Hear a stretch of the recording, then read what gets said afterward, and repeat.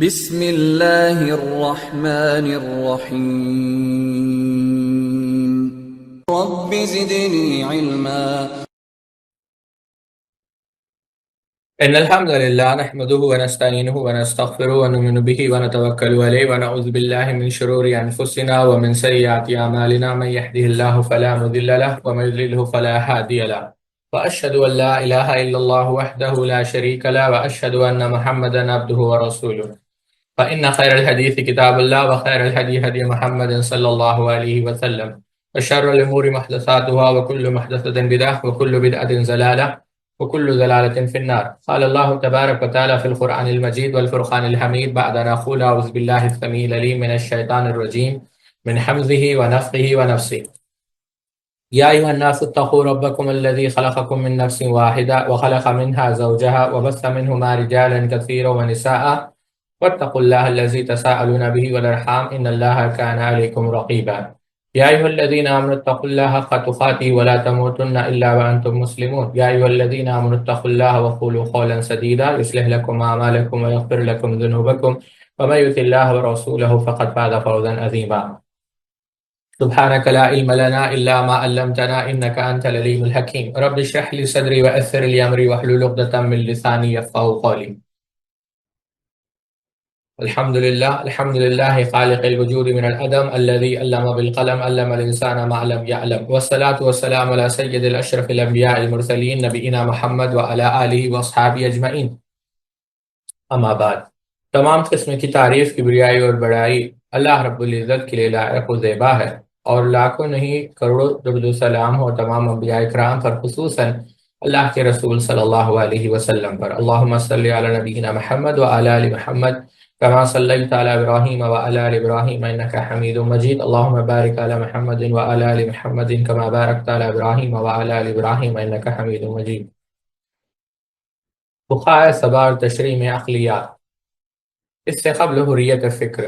فقہ سبا میں تشریح اور استنباط کی صلاحیتوں کو جس چیز نے پروان چڑھایا وہ فکر حریت تھی۔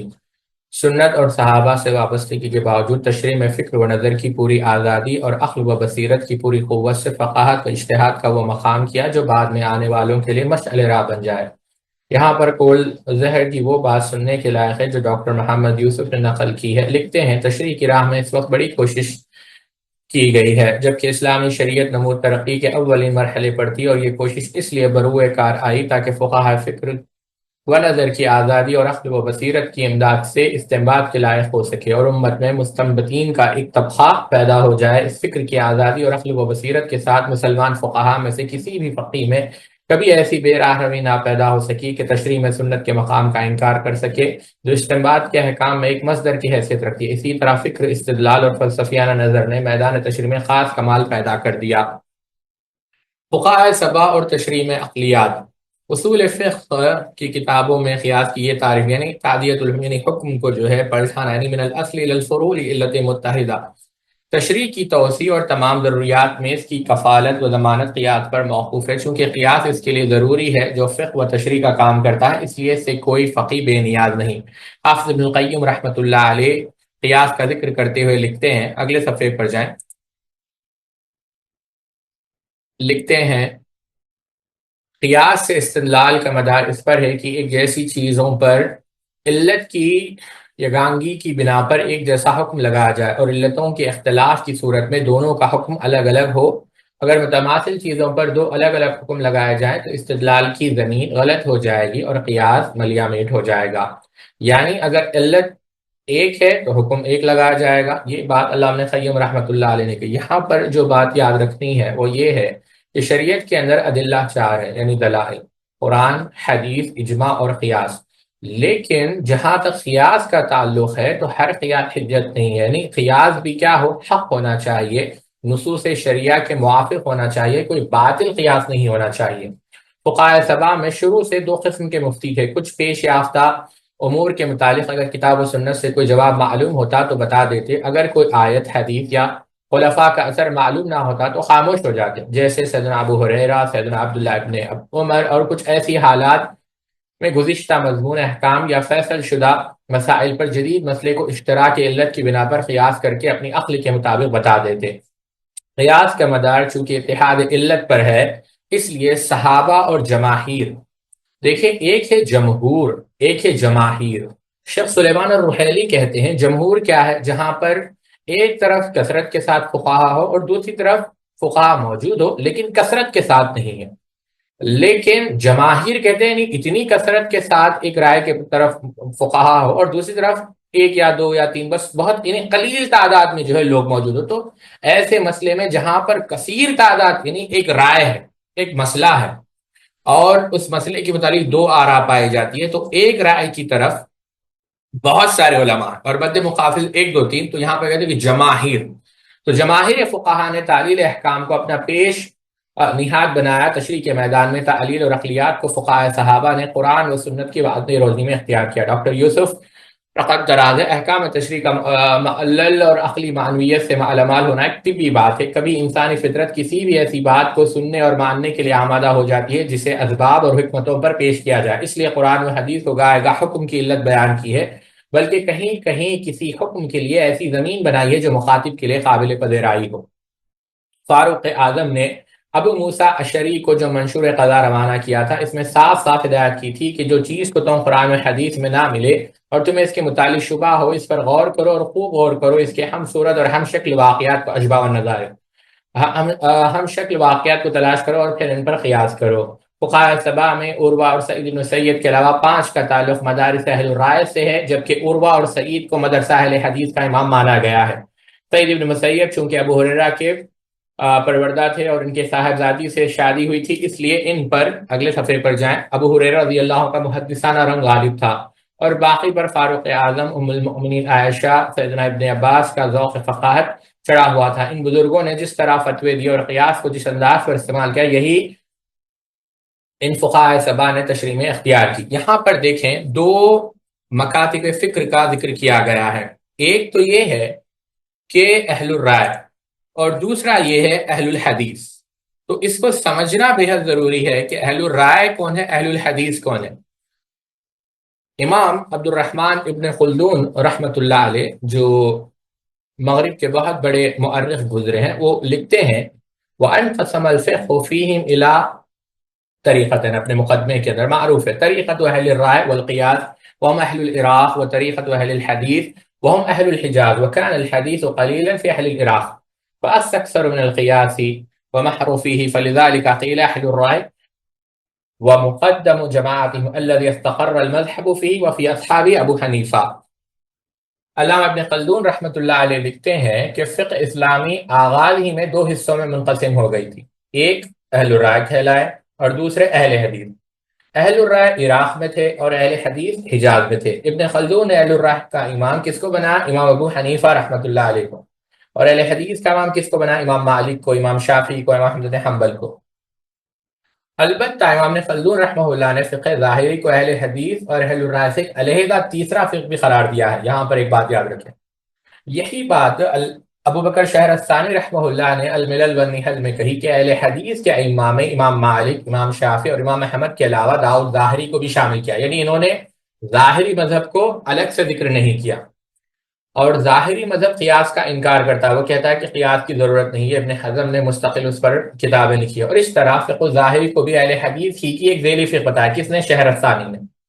شاہ ولی اللہ محدث دہلوی رحمۃ اللہ علیہ نے حجت الحل بالغہ میں، اسی طریقے سے شیخ ابو زہرہ مصری نے آثار الامام شافعی میں، علی سیاسی نے تاریخ الفقہ میں، ڈاکٹر تاج عروسی نے فقہ الاسلامی میں، ڈاکٹر ناصر عقیل نے، اور بہت سارے علماء نے، اگر آپ ان کو خود شیخ عمر سلیمان اشقر آپ دیکھیں گے، اس تقسیم کو صحیح بھی قرار دیا ہے۔ یہاں پر ایک بات جو آپ لوگوں کو سمجھنی ہے، جو شیخ مشہور علیہ سلمان نے بتائی ہے، وہ یہ ہے کہ ایک طرف اہل حجاز ہے، ایک طرف اہل عراق ہے۔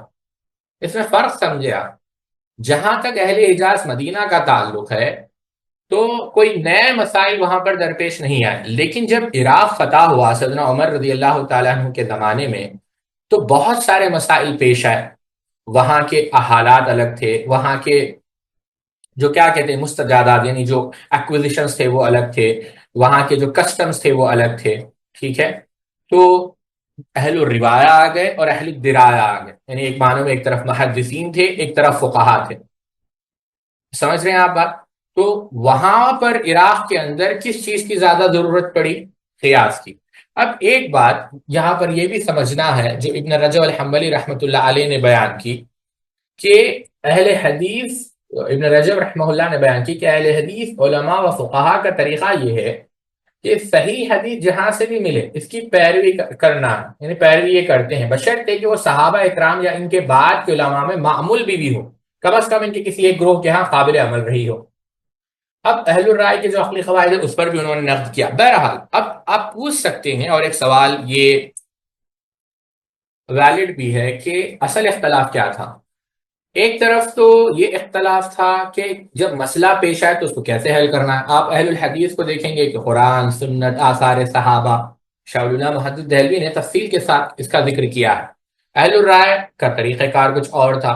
قیاس کب کیا جائے گا؟ یعنی ضرورت میں، جب جو ہے مجبوری ہو تو جب قیاس کیا جائے گا، لیکن ان کے پاس یار ہر صورتحال میں کیا جائے گا۔ پھر خبر احاد، کیا خبر احاد بھی حجت ہے؟ تو کہا ہاں خبر احاد حجت ہے، لیکن اگر آپ اہل الرائے کی طرف جائیں گے وہ بسا اوقات قیاس کو ترجیح دیں گے کس کے مقابلے میں؟ خبر احاد کے جو ہے اس کے خبر احاد کے مقابلے میں۔ پھر اسی طریقے سے جو مسائل درپیش نہیں آئے، اہل الحدیث کا یہ طریقہ ہے کہ جب تک مسائل وجود میں نہیں آتے اس کا حل کرنے کی کوئی تلاش نہیں۔ اہل الرائے کا جو نقطہ نظر ہے اس سے الگ ہے۔ پھر اسی طریقے سے کیا خبر احاد کے ذریعے سے تخصیص کی جا سکتی ہے؟ وہ کہتے ہیں کہ ہاں، اہل الحدیث کہتے ہیں کہ ہاں کی جا سکتی ہے، لیکن اہل الرائے اس کے خلاف ہے۔ بہت سارے جو ہے ایسے مسائل ہیں جہاں پر یہ ایک دم جو ہے یوں سمجھے آپ کہ دو ہی الگ سکولز آف تھاٹ ہیں۔ تو اہل الحدیث یہ صرف محدثین کے لیے استعمال نہیں ہوتا تھا یا پھر ائمہ جرح و تعدیل کے لیے استعمال نہیں ہوتا تھا، لیکن یہ ایک مکتبہ فکر تھا، عقائد میں بھی، عبادات میں بھی، معاملات میں بھی، معاشرت میں بھی، اخلاق میں بھی۔ اور اہل الرائے ایک جو ہے مکمل ایک سکول آف تھاٹ تھا۔ ایک بات جو آپ لوگوں کو سمجھنی ہے اور اس کو اچھی طریقے سے سمجھے، شاہ ولی اللہ محدث دہلوی رحمۃ اللہ علیہ نے، بلکہ شیخ مشہور علیہ سلمان نے بھی یہ بات ذکر کی ہے۔ اگر آپ دیکھنا چاہیں تفصیل کے ساتھ جو بعض اختلافات ہم نے ذکر کیے ہیں، شاہ ولی اللہ محدث دہلوی رحمۃ اللہ علیہ کی جو کتاب ہے انصافی بیان سبب الاختلاف، اس کے اندر باضابطہ شاہ صاحب رحمہ اللہ نے ایک باب باندھا ہے کہ کیا اسباب تھے جو اختلاف، یعنی جو اسباب اختلاف تھے کہ جو کس کے درمیان؟ اصحاب الحدیث اور اصحاب الرائے کے درمیان۔ اب جو اہل حدیث کا جو نقطہ نظر ہے، آپ دیکھیں اللہ کے فضل و کرم سے اعتدال ہے۔ شیخ مشہور علیہ سلمان نے بنا ایک طرف اہل الرائے، دیکھیں ابن خلدون نے 3 مذاہب ذکر کیے: اہل الرائے، اہل الحدیث اور اہل ظاہر۔ اہل الرائے کون ہے؟ جنہوں نے اصول کو، قواعد کو یاد کی، اور انہوں نے جو ہے لیکن حدیث اور روایت پر اتنی توجہ نہیں دی۔ اس سے بہرحال اہل الرائے اختلاف کرتے ہیں، وہ ایک الگ مسئلہ ہے، اور یہ ہمیشہ سے یہ علمی بحث، علمی جنگ چلی آ رہی ہے۔ اگر آپ اس کا ایک واضح نظارہ دیکھنا چاہیں تو آپ دیکھیں جو شیخ زاہد الکوثری اور علامہ عبد الرحمن معلمی کی جو کتابیں ہیں جو ایک دوسرے کے خلاف انہوں نے لکھی ہے، اس بات میں کوئی شک نہیں کہ علامہ عبد الرحمن معلمی رحمۃ اللہ علیہ حق بجانب ہے۔ آپ دیکھیں گے کہ آپس میں جو کتابیں لکھی گئی ہے اس سے آپ کو پتہ لگے گا کہ اہل الرائے کا نقطہ نظر کیسا تھا اور اہل حدیث کا نقطہ نظر کیسا تھا۔ بہرحال اہل الرائے کا یہ مسئلہ تھا کہ یہ جو ہے ظاہر سی بات ہے درایت پر وہ اتنے درایت کے اندر وہ اتنے مشغول ہو چکے تھے یا اس کے اندر اتنا ڈوب چکے تھے کہ روایت کو وہ بھول گئے، اور دوسری طرف اہل ظاہر تھے کہ وہ روایت کے اندر اتنا ڈوب جائے کہ درایت کو مکمل بھول، یعنی صرف نصوص کے ظاہر پر انہوں نے اکتفا کیا۔ لیکن اہل حدیث اعتدال پر ہے، روایت اور درایت، یہ بات شیخ مشہور علیہ سلمان نے کہی، روایت اور درایت دونوں کا ان لوگوں نے اہتمام کیا۔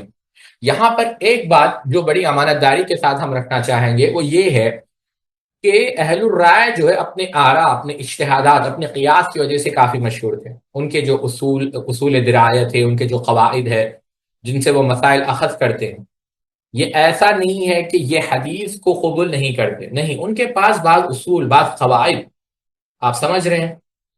بسا اوقات ایک اصول آپ لے لیں کہ جو اگر صحابی کا ایک عمل ہے کہ اس کو ترجیح دیں گے کس کے مقابلے میں؟ قول کے مقابلے میں۔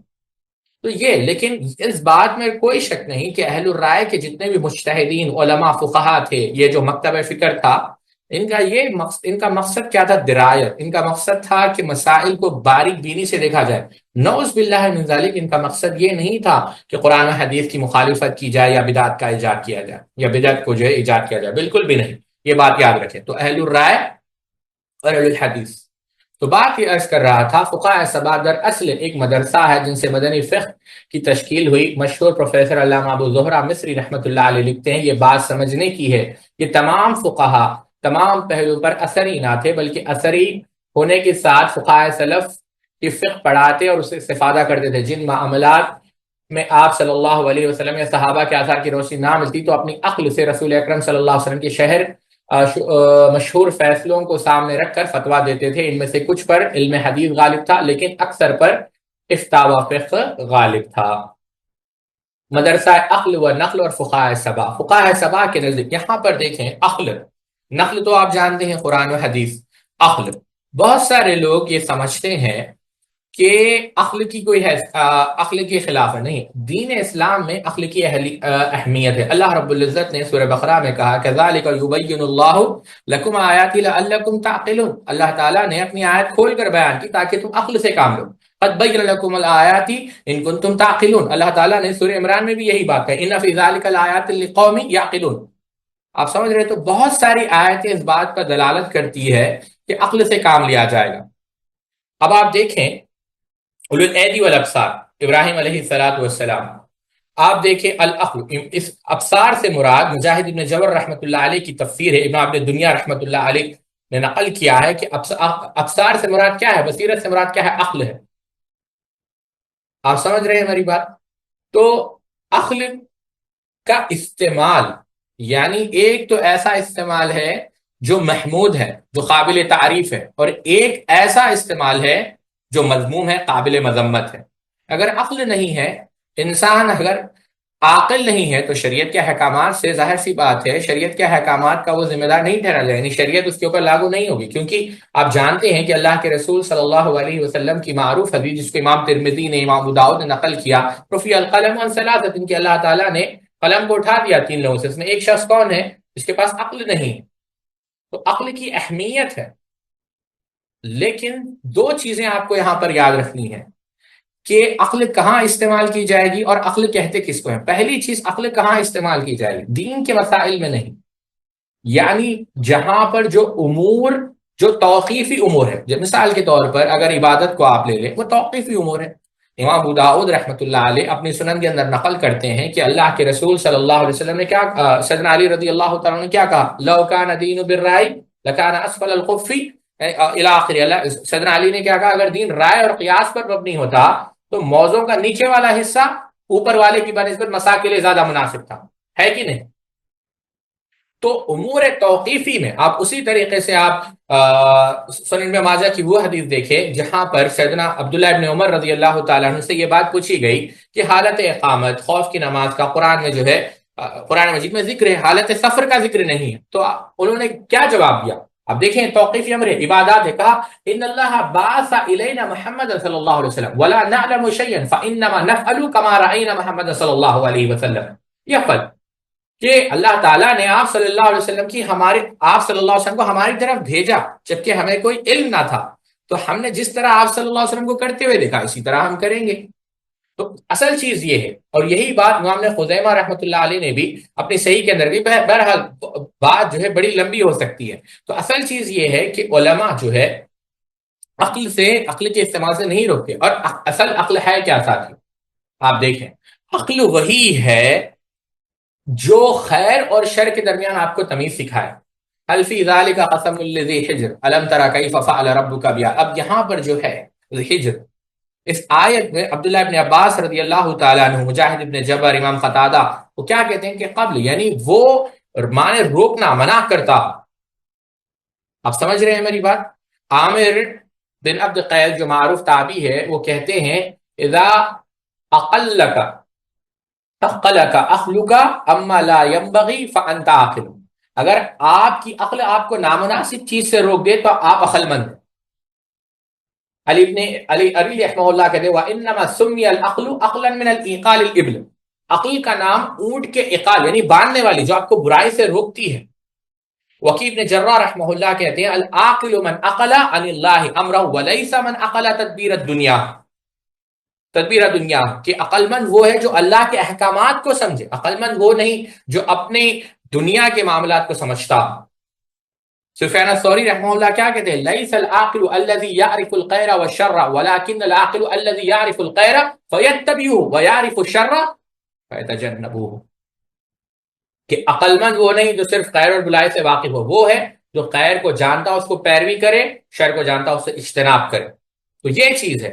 تو علماء ایسا نہیں ہے کہ عقل سے روکتے ہیں، بالکل بھی نہیں۔ علامہ عطا اللہ حنیف بھوجانی رحمۃ اللہ علیہ کہتے ہیں کہ علماء کے خلاف یہ مغالطہ عام طور سے شہرت پائے ہوئے ہے کہ لوگ عقل اور عقلیات کو کوئی حیثیت نہیں دیتے، یہ مغالطہ صرف مغالطہ ہے، حقیقت یہ نہیں۔ علماء اکرام نے کبھی عقل پر پہرا نہیں بٹھایا۔ قرآن و حدیث کے فہم کے لیے ان کے نزدیک عقل بنیادی حیثیت رکھتی ہے، کیونکہ قرآن و حدیث ہی نے عقل کی فضیلت پر زور دیا ہے اور تقلید و جمود و شکوک و شبہات کے مریضوں سے اپیل کی ہے کہ وہ انبیاء کی تعلیمات کو عقل کے میزان پائے تول کر دیکھیں اور غور و فکر کو کام میں لائیں۔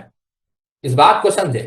لیکن یہاں پر ایک بات سمجھے، اور یہی بات اگر آپ اس کو تفصیل سے سمجھنا چاہیں، شیخ الاسلام علامہ تیمیہ رحمہ اللہ کی کتاب ادر تعرض العقل، یعنی الجمع بین الصحیحین بین عقل صحیح و نقل صریح، یعنی عقل صحیح اور نقل صریح، جو عقل صحیح سالم ہو اور نقل صریح، یہ دونوں میں کبھی تعارض نہیں ہو سکتا، عقل اور نقل میں کبھی تعارض نہیں ہو سکتا، اور عقل کے ذریعے سے نقل کو تولا بھی نہیں جا سکتا ایک معنوں میں۔ یعنی ابو بکر یعنی ابن خلدون رحمہ اللہ نے یہی بات کہی کہ جس طرح سونے کو جس ترازو میں تولا جاتا ہے، آپ جانتے ہیں سونے کو کیسے ترازو میں، بڑا ہی چھوٹا وہ میزان ہوتا ہے، اس کے اوپر آپ پہاڑ کو کیسے تول پائیں گے؟ نہیں۔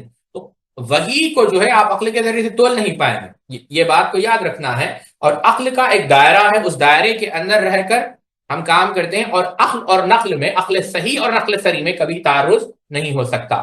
تو بات کیا چل رہی تھی؟ مدرسہ عقل و نقل اور فقہائے سبا۔ فقہائے سبا کے نزدیک فقہ و تشریع کی بنیاد جیسے آثار پر ہے، ایسے ہی عقل پر بھی ہے، وہ دونوں سے فائدہ اٹھاتے تھے۔ اس میں سعید بن مسیب ابو ہریرہ کی تربیت یافتہ تھے اور ان پر علم حدیث غالب تھا، لیکن اس کے باوجود لکھا ہے کہ کثیر الفتاوا، اور فتاوا میں جو جرت رکھتے تھے اور اپنی بات معمولی سمجھنے والا بھی جانتا ہے، جو شخص فتوا و تشریح میں عقل سے کام نہیں لیتا وہ فتوا دینے میں جری نہیں ہو سکتا۔ ابو محمد زہرا نے درست لکھا ہے کہ عروہ ابن زبیر ابو بکر ابن عبد الرحمن کو مستثنی کرنے کے بعد باقی فقہاء سبا فتوا دینے میں بے باک اور دلیر تھے۔ ان میں کچھ فقہا کے یہاں حدیث قبول کرنے کا معیار یہ تھا کہ قرآن کے موافق اور مشہور سنت رسول کے ہم ہو، اور یہ مسلک یقیناً ان لوگوں کا نہیں ہو سکتا جن کی فتوا بنیاد صرف حدیث ہو۔ واقعہ یہ ہے کہ فقہ اور رائے کا پلو دامن کا ساتھ ہے، یہی فقہاء سبا ان صحابہ کی فقہ کے ناقل ہے جو رائے پر فتوا دینے میں مشہور تھے، مثلا حضرت عمر، عائشہ اور ابن عباس رضوان اللہ تعالی عنہم وغیرہ۔ اگلے صفحے پر جائیں۔ علامہ شاطبی رحمۃ اللہ علیہ لکھتے ہیں کہ حضرت عائشہ، فاروق اعظم، ابن عباس بعض روایت کو اصول قرآن کے معارض ہونے کی وجہ سے رد کر دیتے تھے۔ اب یہاں پر دیکھیں یہ جو بات کہی گئی ہے وَمَا جَعَلَ عَلَيْكُمْ فِي الدِّينِ مِنْ حَرَجٍ، کہ اصول قرآن کے خلاف ہو تو رد کر دیتے، یہ بات بالکل بھی جو ہے غلط ہے۔ شاطبی لکھتے ہیں امام مالک کا اعتماد اسی قاعدے پر ہے، اور وہ قاعدہ یہ ہے کہ حدیث جب قرآن کے مخالف ہو یا کسی خطی حکم یا عام قاعدے کے خلاف ہو تو اسے رد کر دینا چاہیے۔ یہ بات بالکل گمراہی ہے۔ کبھی بھی یاد رکھیں کہ قرآن یعنی حدیث کو قرآن کے سامنے پیش کرنا یہ بالکل بھی باطل بات ہے۔ اب اس پر مستقل دروس دیے جا سکتے ہیں، لیکن چند اصولی باتیں میں آپ کے سامنے رکھنا چاہوں گا، اور متقدمین میں آپ دیکھیں، شاطبی تو بعد میں آئے ہیں، امام شافعی رحمۃ اللہ علیہ الرسالہ میں لکھتے ہیں لا تخالف سنت لرسول اللہ کتاب اللہ بخالف، کسی بھی صورت میں اللہ کے رسول صلی اللہ علیہ وسلم کی سنت قرآن کے مخالف نہیں ہو سکتی۔ خود امام شاطبی رحمۃ اللہ علیہ لکھتے ہیں یہ بات۔ التعرض، مصنف نے یہ نقل نہیں کیا، التعرض آپ موافقات اٹھا کر دیکھیں، التعرض اما ان یعتبر من جہت ما فی نفس الامر و اما من جہت النظر المجتہد، اما من جہت ما فی نفس الامر فغیر ممکن باطلاق۔ تعرض کی دو قسمیں ہیں، حقیقت میں ہوگا یا صرف مجتہد کی نظر میں ہوگا، یعنی قرآن و حدیث میں۔ قرآن اور صحیح حدیث میں حقیقی تعرض ممکن ہی نہیں ہے۔ یہ بات کیوں کہی پتا ہے آپ کو؟ وما ينطق عن الهوى ان هو الا وحی یوحى، یہ بات ہے کہ نہیں کہ اللہ کے رسول صلی اللہ علیہ وسلم پر جو یعنی جو احادیث ہے وہ وہی ہے، اس میں کوئی اختلاف ہی نہیں۔ اب جب حدیث بھی وہی ہے، قرآن بھی وہی ہے، افلا یتدبرون القرآن ولو کان من عند غیر اللہ لوجدوا فیہ اختلافا کثیرا، تو کیا وہی کے درمیان تضاد ہو سکتا ہے، اختلاف ہو سکتا ہے؟ بالکل بھی نہیں۔ تو یہ بات ناممکن ہے، خود علامہ شاطبی رحمۃ اللہ علیہ نے کہی۔ امام بہقی رحمۃ اللہ علیہ دلائل النبوہ کے اندر لکھتے ہیں کہ لیس فی القرآن دلالت علی عرض الحدیث علی القرآن، قرآن میں ایسی کوئی آیت نہیں، کوئی دلیل نہیں جس سے ثابت ہوتا ہو کہ حدیث کو قرآن پر پیش کیا جائے گا، نہیں۔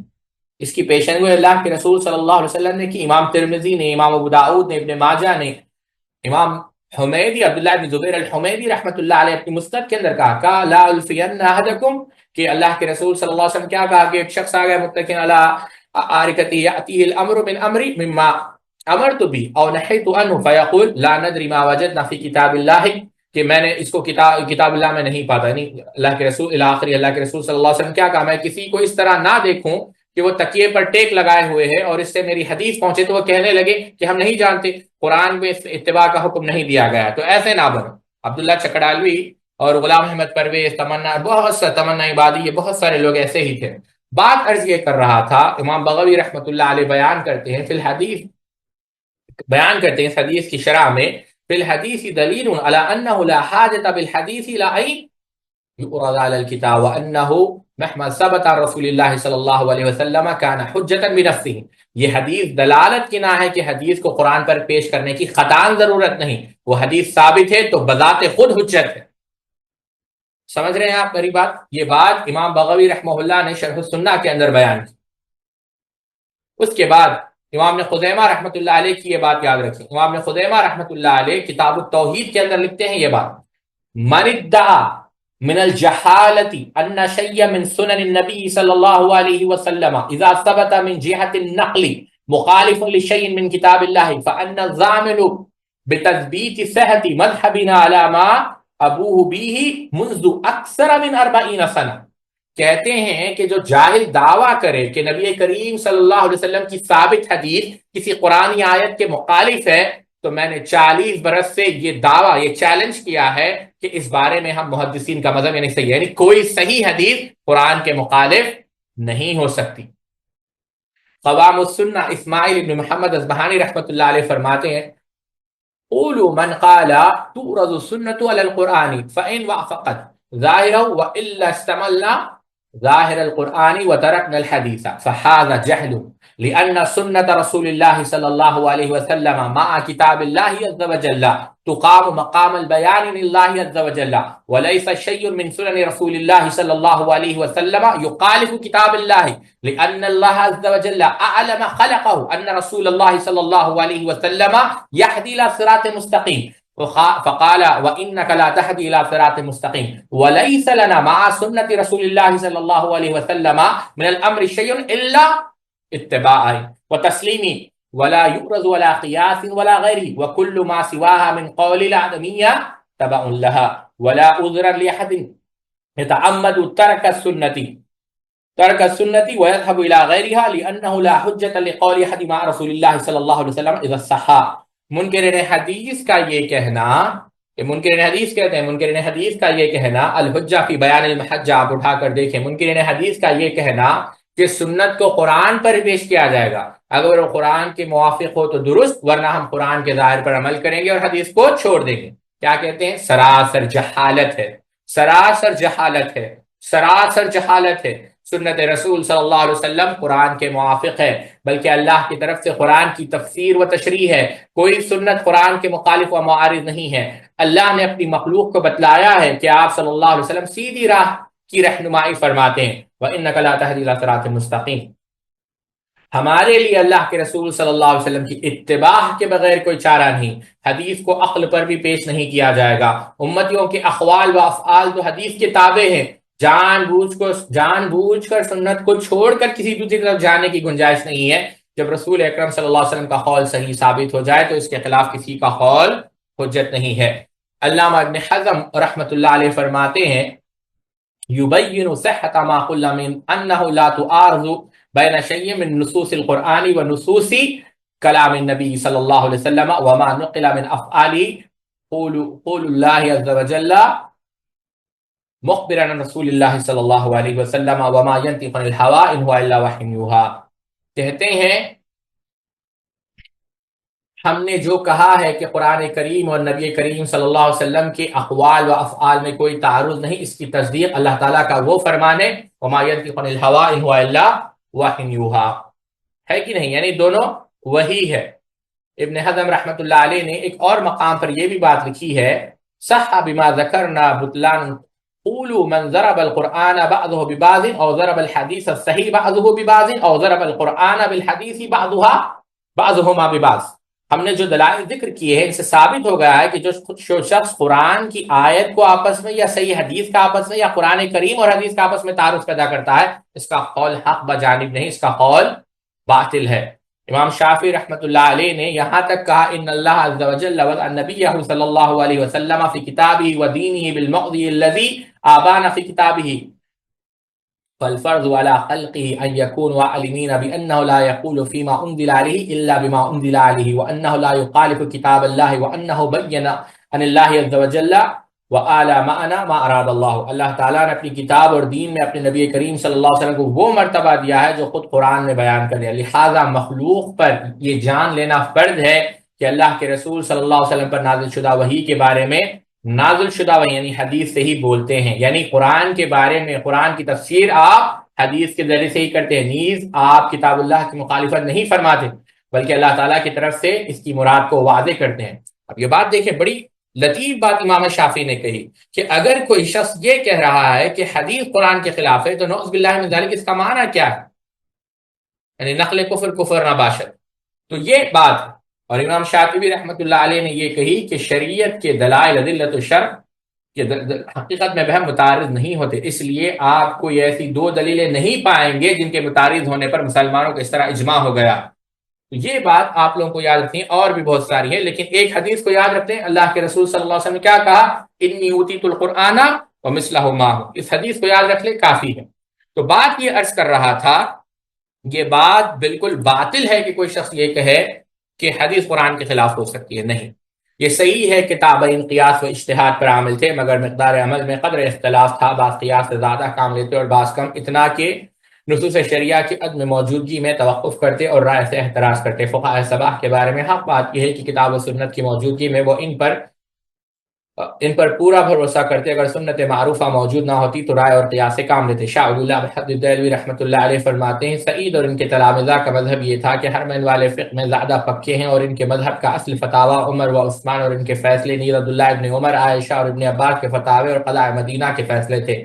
ان سب میں انہوں نے وہ باتیں جمع کی جو اللہ نے ان کے لیے آسان فرمائے، پھر انہوں نے اس مجموعے پر اعتبار و تفتیش کی نظر ڈالی، جس پر اہل مدینہ کا اتفاق ہوا اسے اختیار کر لیا، اور اختلاف کی صورت میں قوی کو ترجیح دی، اور ترجیح کی بنیاد یہ تھی کہ یا تو یہ اکثریت کا مذہب ہے اور یا قیاس کا موافق ہے، اور پھر کتاب و سنت کی تخریج ہے، اور اگر ان باتوں میں کوئی بات نہ ہوتی تو مسئلے کا جواب قیاس کے ذریعے سے دیتے۔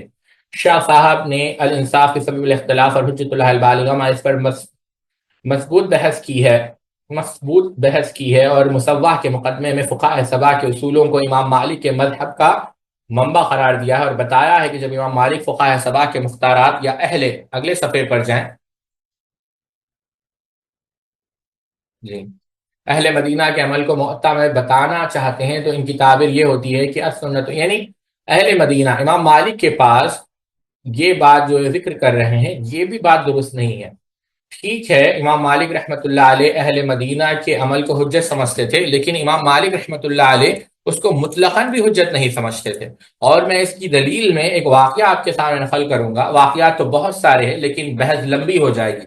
ابن ابی حاتم رحمۃ اللہ علیہ نے مقدمہ جرح و تعدیل میں اس کو نقل کیا ہے، امام بیہقی نے سنن کبریٰ میں نقل کیا ہے۔ واقعہ کیا ہے؟ امام ابن وہاب رحمۃ اللہ علیہ بیان کرتے ہیں کہ امام مالک رحمۃ اللہ علیہ وضو میں پاؤں کی انگلیوں کے خلال کے متعلق سوال کیا گیا، تو آپ نے کیا کہا؟ فقال لیس ذلک لنا، جو ابھی مصنف کہہ رہے ہیں کہ امام مالک نے جواب دیا کہ اہل مدینہ جو ہے، یعنی یہاں کے لوگ جو ہے ایسا نہیں کرتے۔ ابن وہاب رحمۃ اللہ علیہ نے کہا کہ میں نے یہ بات سن لی، اور پورے لوگ چلے گئے کیونکہ ظاہر سی بات ہے میرے استاد تھے۔ پورے لوگ جانے کے بعد میں نے امام مالک سے کہا فقلت له عندنا فی ذلک سنت، تو میں نے امام مالک سے کہا کہ یہ تو سنت ہے۔ تو آپ فرمانے لگے کہ وہ سنت کیا ہے، مجھے بھی بتائیے۔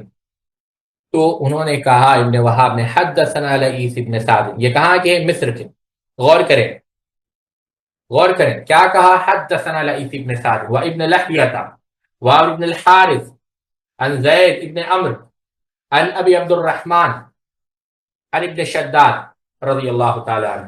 یہ حدیث سند بیان ہے کہ میں نے لیث سے سنا، لیث نے ابن لحیہ سے سنا، انہوں نے کس سے سنا، عمرو بن حارث سے، انہوں نے زید سے، یعنی سمجھ رہے ہیں آپ، یعنی مشائخ کو ذکر کیا، لیث ابن سعد کو، لہیہ کو، پھر عمرو بن حارث کو، پھر کس سے، زید ابن عمرو سے، پھر انہوں نے عبد الرحمن سے، یہ پوری سند بیان کی، اور کہا کہ انہوں نے کہا کہ ابن شداد رضی اللہ عنہ نے دیکھا اللہ کے رسول صلی اللہ علیہ وسلم کو کہ وہ پاؤں کے انگلیوں کے، یعنی وضو میں پاؤں کے انگلیوں کے درمیان خلال کرتے تھے۔ امام مالک رحمۃ اللہ علیہ نے کہا یہ حدیث سن کر، ان هذا الحدیث حسن، یہ حدیث حسن ہے، اور اپنے فتوے سے رجوع کر لیا، اور کہا کہ میں نے یہ حدیث پہلے نہیں سنی تھی۔ ابن وہاب رحمۃ اللہ علیہ کہتے ہیں کہ پھر اس کے بعد امام مالک رحمۃ اللہ علیہ سے وضو کی انگلیوں کے خلال کا مسئلہ دریافت کیا گیا، تو میں نے سنا کہ وہ اس کو کرنے کا حکم دیتے تھے، یعنی لوگوں کو رجوع بھی کیا اور اعلانیہ رجوع کیا۔ تو آپ دیکھیں کہ اللہ کے رسول، یعنی امام مالک رحمۃ اللہ علیہ اپنی بات کو چھوڑ کر اللہ کے رسول صلی اللہ علیہ وسلم کی حدیث کی طرف کیسے رجوع کرتے ہیں۔ اس میں آدمی کی کوئی بے عزتی نہیں ہے، بلکہ اس سے عزت ہو رہی ہے۔ آپ سمجھ رہے ہیں یہ بات؟ تو یہ بات بھی غور کریں، یہ جو بات بتائی گئی ہے ایسی نہیں ہے۔ اگرچہ حدیث و درایات اور فقہ و اجتہاد کا سلسلہ تمام اسلامی شہروں میں جاری تھا، جیسا کہ شاہ صاحب لکھتے ہیں، سعید المسیب، سالم بن عبداللہ مدینہ میں، اور ان کے تلامذہ زہری اور قاضی یحییٰ ربیہ ادا مکہ میں، شعبی اور ابراہیم کوفہ میں، حسن بصری بصرہ میں، طاؤس یمن میں، معقول شام میں، اس طرح ہر جگہ ارباب فتویٰ مجتہدین کی جماعت موجود تھی۔ لیکن شاہ صاحب نے الانصاف میں مدینہ اور کوفہ کے بارے میں خصوصیت سے لکھا ہے کہ حضرت عمر، عائشہ، ابن عمر، ابن عباس، ابن ثابت اور ان کے تلامذہ مثلا سعید بن مسیب یا فاروق اعظم کے فیصلوں اور حدیث ابو ہریرہ کے حافظ سے، اور عروہ، سالم، عبید اللہ ابن عبداللہ اور ان جیسوں کا مذہب اہل مدینہ کے قیام میں بنسبت دوسروں کے زیادہ فائق تھا، اور کوفہ میں عبداللہ ابن مسعود اور ان کے اصحاب کو مذہب حضرت علی، شرح قاضی، امام شعبی کے فیصلے، ابراہیم کے فتاوے اہل کوفہ کے نزدیک دوسروں کے بنسبت زیادہ ترجیح کے لائق تھے۔ شاہ صاحب سے مراد شاہ ولی اللہ مدینہ اور کوفہ کی خصوصیت سے اس لیے ذکر کیا کہ ان دونوں شہروں کو اس بارے میں مرکزیت حاصل تھی۔ ابن عبد البر نے الجام بیان العلم و فضلہ میں متصل امام ابن وہاب کی زبانی نقل کیا ہے کہ ایک بار امام مالک نے کسی مسئلہ پوچھا، آپ نے اس کا جواب دیا، اس پر سائل کی زبان سے یہ بات نکل گئی کہ شام والے تو اس مسئلے میں آپ کے مخالف ہے۔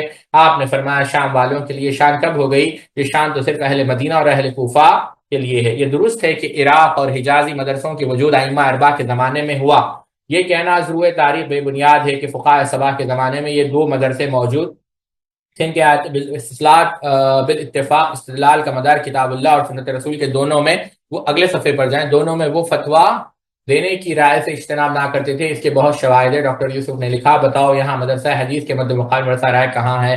جیسا کہ عام و مؤرخین فقہ اسلام اس دور کے بارے میں کہتے ہیں، اور یہ بات کیسے ممکن ہے کہ جبکہ احکام شریعہ کے علل و مقاصد روز روشن کی طرح واضح ہیں، انہی علل کو پیش نہاد بنا کر فقہا نے روز اول سے تشریح کا کام کیا ہے۔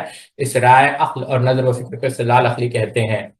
بہرحال یہاں پر ایک بات سمجھ میں آ گئی کہ اس دور سے ہی اس یعنی فقہاء سبع یعنی ہر طرف جو علم پھیل رہا تھا، اور فقہ بھی تیزی کے ساتھ پھیل رہی تھی۔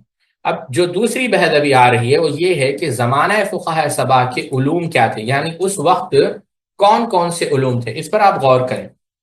فقہاء سبع کے زمانے میں ہر شخص اپنے عقیدے کے سلسلے میں قرآن و سنت کے مستقیم قائم تھا، اور اپنے اعمال میں قرآن و سنت کی پیروی کرتا تھا۔ الذہبی رقم تراز ہے، اس کے اس عہد میں بے شمار علماء اور ائمہ اجتہاد تھے، اطراف میں جہاد کی سرگرمیاں تھیں، عبادت گزاروں اور ابدال و اوتاد سے مملکت بھری ہوئی تھی۔ ابدال کا ذکر ہم نے سوال و جواب کی نشست میں تفصیل سے کیا۔ اسلام کا غلبہ اور بلندی بھی، ترک اور اندلس مفتوح ہو کر اسلامی مملکت میں داخل ہو چکے تھے، یعنی اس دور میں علماء بھی تھے، محدثین بھی تھے، فقہا بھی تھے، عابدین تھے، زاہدین تھے، ابدال تھے، مجاہدین تھے۔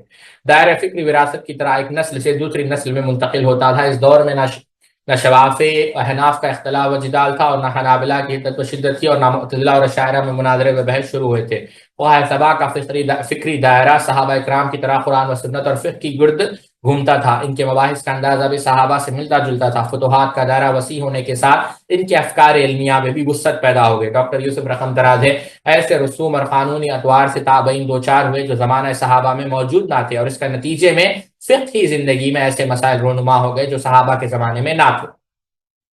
ڈاکٹر حسن ابراہیم حسن لکھتے ہیں، اگلے صفحے پر جائیں، اس دور میں مسلمانوں کی توجیہات کا مرکز علوم دینیہ، قرآن کی تفسیر، حدیث و فقہ اور پیش آفتہ حالات کے لیے فتاوی شریعہ تھے۔ اس لیے اموی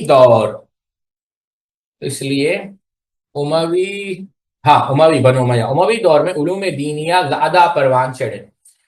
علوم نقلیہ یا دینیہ میں علم القراءات، علم تفسیر، علم حدیث، علم فقہ، علم نحو، علم لغہ، علم ادب فقہ سبع کے زمانے میں منصہ شہود پر آ چکے تھے۔ علم القراءات فقہ سبع کے زمانے میں الشیخ محمد فواد نے جماعت صحابہ میں قارئین ان لوگوں کا تذکرہ کرتے ہوئے جو فن قراءت میں فنکار کی حیثیت رکھتے تھے بتایا کہ صحابہ میں یہ لوگ فن قراءت میں مشہور تھے۔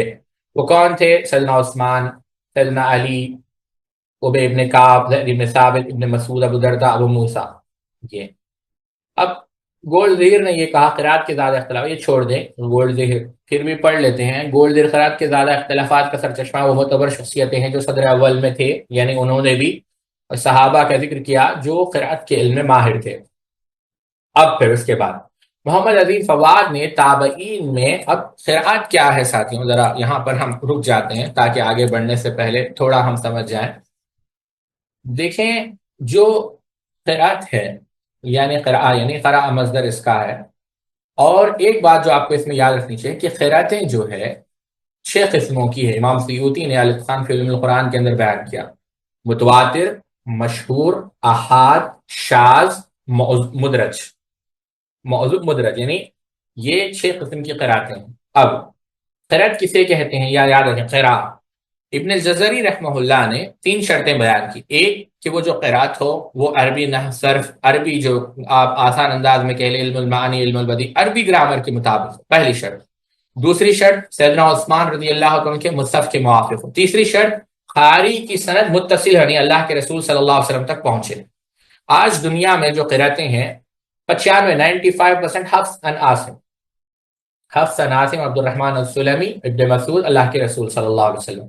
ورش النافع، قالون النافع، بعض جگہ ورش النافع جیسے الجیریا ہے، موراکو ہے، ٹونس ہے، ویسٹ افریقہ ہے، سوڈان ہے، وہاں پر ورش کی قرأت پڑھی جاتی ہے۔ قالون ہے، لیبیا، ٹونس، قطر کے بعض حصوں میں ان کی قرأت پڑھی جاتی ہے۔ ابو عمرو کی قرأت سودان میں، ابن عامر کی قرأت یمن میں۔ قرأتیں ہیں، یہ بات یاد ہے، قرأت الگ ہے، حروف الگ ہے۔ تو علم القراء اس کا ذکر ہو رہا ہے کہ اس زمانے میں قرأت کا علم کہاں تھا۔ تو کہتے ہیں صحابہ کا ذکر کر دیا کہ صحابہ میں یہ قراء تھے، ابھی تابعین کا کر رہے ہیں۔ تابعین میں قراءت میں زیادہ مشہور یہ ہے: سعید المسیب، عروہ، سالم بن عبد العزیز، سلیمان بن یسار، عطاء بن یسار، زید بن اسلم، مسلم بن جندب، ابن شہاب الزہری، عبد الرحمن ابن حرمز اور ابن معاذ ابن حارث۔ انہی اکابر روایت ہو کر قراءت ان لوگوں تک تاریخ تک پہنچی جن کی تاریخ قراء سبع کہا جاتا ہے۔ اگلے صفحے پر جائیں، قراء سبع۔ قراء سبع پہلے قاری کس کا ذکر کیا؟ ابن کثیر کا، پھر نافع کا دوسرے قاری، پھر عبداللہ ابن عامر کا، پھر ابو عمرو کا، پھر کس کا؟ یہ شاطبیہ کا قصیدہ نقل کیا ہے، پھر ابو بکر ابن عاصم کا، پھر کس کا؟ ابو عمارہ کا۔ اگلے صفحے پر جائیں، ابو الحسن علی ابن حمزہ الکسائی کا۔ یہ 7 قراء کا جو ہے مصنف نے ذکر کیا ہے۔ تو یہاں پر جس ابن کثیر کا ذکر آیا ہے وہ ابن کثیر اب تفسیر والے نہیں ہے، یہ دوسرے ابن کثیر ہے۔ کون ہے؟ عبداللہ ابن کثیر ابن عمر المکی۔ یہ جو ہے قراء سبع میں سے تھے، یہ مکہ میں پیدا ہوئے 45 ہجری میں، اور 120 ہجری میں ان کا انتقال ہوا۔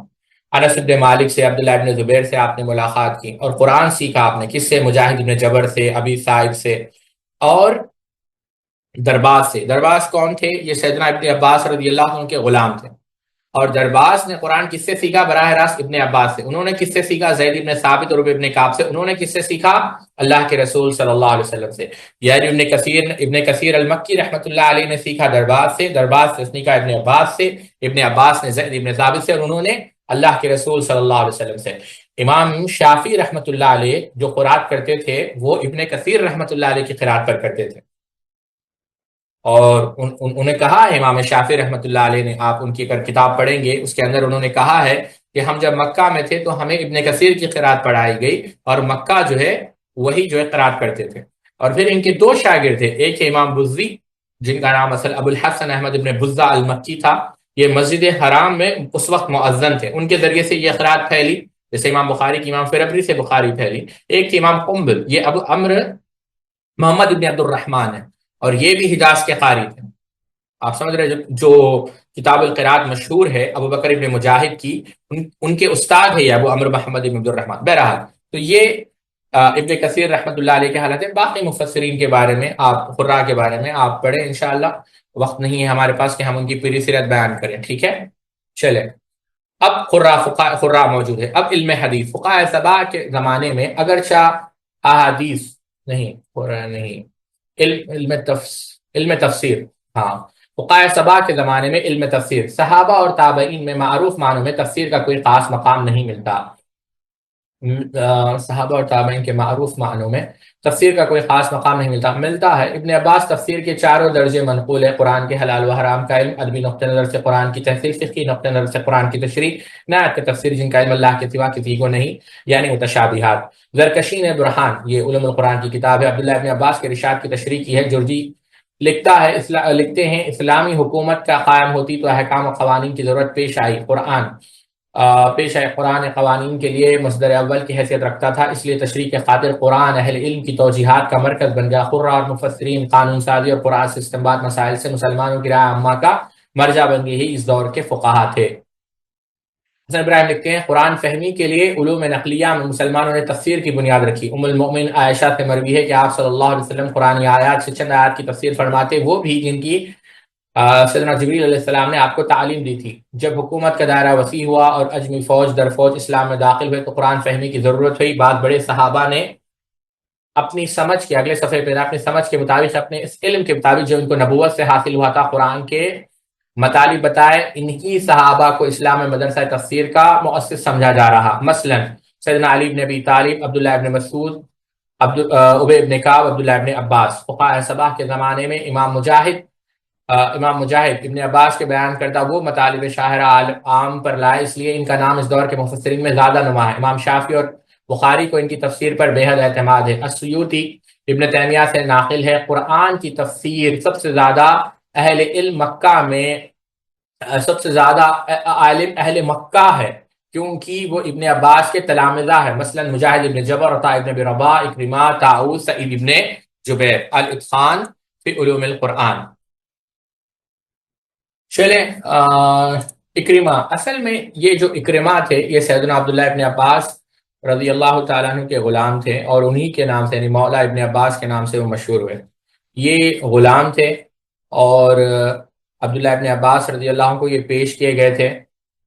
ابن عباس رضی اللہ تعالیٰ عنہ نے انتہائی محنت سے ان کو تعلیم دی، اور اکرمہ رحمۃ اللہ علیہ نے ابن عباس رضی اللہ تعالیٰ کے علاوہ سیدنا علی، سیدنا حسن بن علی، سیدنا ابو ہریرہ، سیدنا ابن عمر، عبداللہ ابن عمرو، سیدنا عبداللہ ابن عمرو، سیدنا ابو سعید خدری، سیدنا عقبہ ابن عامر، سیدنا جابر، سیدنا معاویہ اور دوسرے صحابہ سے بھی جو ہے، آپ ابن حجر کی تہذیب و تہذیب اٹھائیں گے تو آپ کو ملیں گے نقل کیا۔ بلکہ خود ایک بات میں یہاں پر ذکر کرنا چاہوں گا، امام ذہبی رحمۃ اللہ علیہ نے تذکرۃ الحفاظ میں سیدنا اکرمہ کے متعلق لکھا ہے کہ وہ لکھتے ہیں کہ اکرمہ رحمۃ اللہ نے فرمایا ہے کہ میں نے 40 سال طلب علم میں گزارے ہیں، 40 سال۔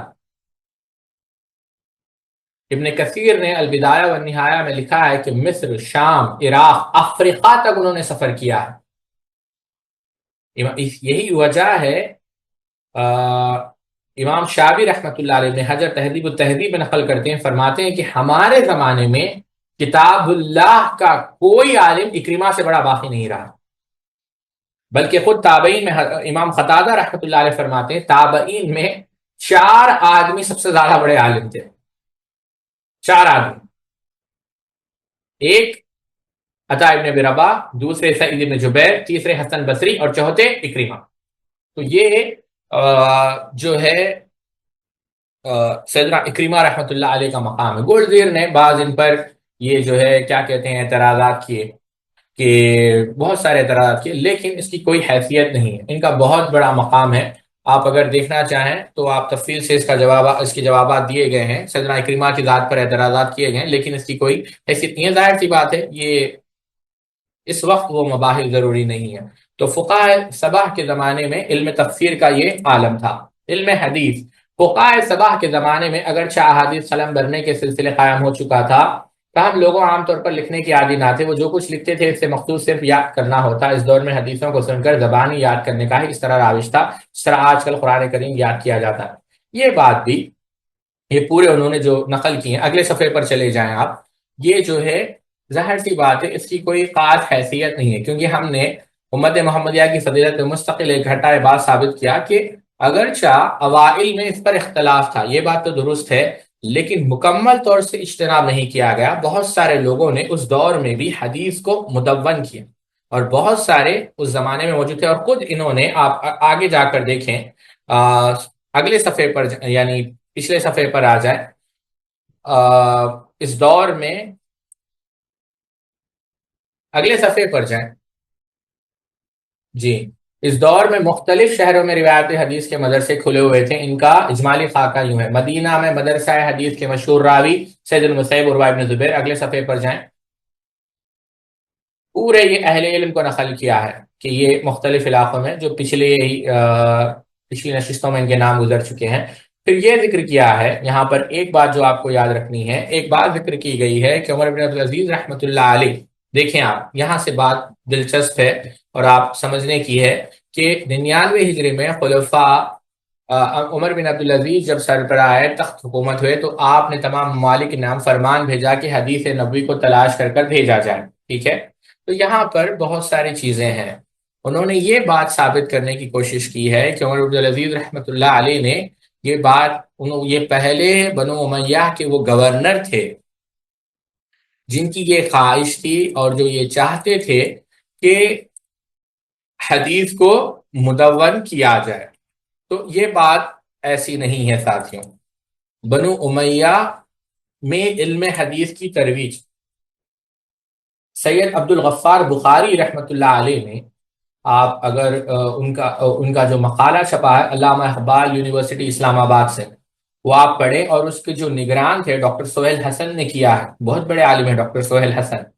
تو وہاں پر آپ دیکھیں گے کہ بنو امیہ کے دور میں کتنے جو ہے پی ایچ ڈی ہے ہمارے پاس موجود ہے الحمدللہ، اس میں انہوں نے ثابت کیا ہے کہ عمر بن عبدالعزیز سے پہلے بھی علم حدیث کی اشاعت ہوئی ہے۔ تو یہ بنو امیہ سے بزن کرنے کے لیے، بہرحال تو آپ نے تمام ممالک کے نام فرمان بھیجا، یہ تو بات صحیح ہے، فرمان بھیجا، حدیث نبوی کی تلاش کر کے بھیجا ہے، اور اس سلسلے میں مدینہ منورہ کے قاضی ابوبکر کو بھی فرمان آیا جسے امام محمد نے محکم بائے الفاظ روایت کیا ہے۔ حضرت عمر بن عبدالعزیز رحمۃ اللہ علیہ نے ابوبکر کو لکھا کہ رسول اکرم صلی اللہ علیہ وسلم کی حدیث اور سنت نیز حضرت عمر کی حدیث اور اس قسم کی جو روایت مل سکے میرے لیے لکھے، کیونکہ مجھے علم کے مٹنے اور علماء کے اٹھنے کا اندیشہ ہے۔ ابن سعد رقم تراز ہے، امرا بنت عبد الرحمن، ابن سعد رقم تراز ہے کہ عبدالعزیز نے ابو بکر کو یہ بھی لکھا کہ امرا بنت عبد الرحمن کی روایت کردہ حدیثیں بھی روانہ کریں۔ امام مالک فرماتے ہیں کہ حضرت عمر نے یہ بھی لکھا تھا کہ امرا بنت عبد الرحمن اور قاسم ابن محمد، سبحان اللہ، دیکھیں ایک خاتون کا ذکر کیا جا رہا ہے، کس کا؟ امرا بنت عبد الرحمن کا۔ یہ کون ہے امرا بنت عبد الرحمن؟ یہ الفقیہ کو، امام ذہبی لکھتے ہیں کہ فقیہ ہے، ام المؤمنین عائشہ صدیقہ رضی اللہ کی تربیت میں پلی بڑی، حجہ ہے، ایک مقام پر لکھا ہے وَكَانَتْ عَالِمَةً فَقِيهَةً حُجَّةً كَثِيرَةَ الْعِلْمِ، کہ یہ عالمہ تھی، فقیہ تھی، علم کی کثرت ان کے پاس تھی۔ امام ابن شہاب، یہاں قاسم بن محمد کا ذکر آیا ہے، امام ابن شہاب زہری نے قاسم بن محمد کو پوچھا کہ میں دیکھ رہا ہوں کہ علم سیکھنے میں تم بہت حریص ہو، انہ قال لي يا غلام اراك تحرص على طلب العلم افلا ادلك على وعائه، کیا میں تمہیں علم کی برتن کی طرف رہنمائی نہ کروں؟ کہا ہاں بتائیے، کہا علیک بامرۃ، جاؤ امرہ بنت عبد الرحمن کے پاس، یہ علم کا پیالہ ہے۔ اللہ اکبر! یہ بات ابن شہاب الزہری جو خود اپنے وقت کے بہت بڑے محدث ہیں، امام ذہبی نے سیر اعلام النبلاء کے اندر لکھا، بلکہ عمر بن عبدالعزیز رحمۃ اللہ علیہ کا قول خود امام ابن سعد رحمۃ اللہ علیہ نے لکھا ہے کہ وہ فرماتے ہیں کہ ما بقی احد اعلم بحدیث عائشہ منہا، یعنی ام المؤمنین کی روایت کا سب سے زیادہ علم کس کے پاس تھا؟ امرہ بنت عبد الرحمن، بلکہ عبد الرحمن ابن قاسم نے یہاں تک لکھا ہے کہ فقہا جو ان سے سوال کرتے تھے، کس سے؟ امرہ بنت عبد الرحمن سے۔ تو یہ امرہ بنت عبد الرحمن کا بہت ساری تفصیل آ سکتی ہے، لیکن بات لمبی نہ ہو جائے۔ تو بعض اور روایات سے معلوم ہوتا ہے کہ عمر بن عبدالعزیز نے مدینہ کے دوسرے علماء کو بھی یہ کام سپرد کیا تھا۔ امام سیوطی نے امام زہری سے ناقل ہے کہ عمر بن عبدالعزیز نے سالم بن عبداللہ کو لکھا تھا کہ صدقات کے بارے میں حضرت عمر کا جو معمول رہا ہے وہ ان کو لکھ کر روانہ کر دے۔ خود امام زہری کو بھی خاص طور پر تدوین حدیث سنن کے کام پر معمور کیا گیا۔ اگلے صفحے پر جائے، ابن عبد البر نے جامع بیان العلم امام زہری کا یہ بیان نقل کیا ہے کہ ہم کو عبدالعزیز نے حدیثیں جمع کرنے کا حکم دیا تو ہم نے دفتر کے دفتر لکھے، انہوں نے اپنی تمام قلم میں ایک ایک دفتر روانہ کیا، یعنی بہت سارے۔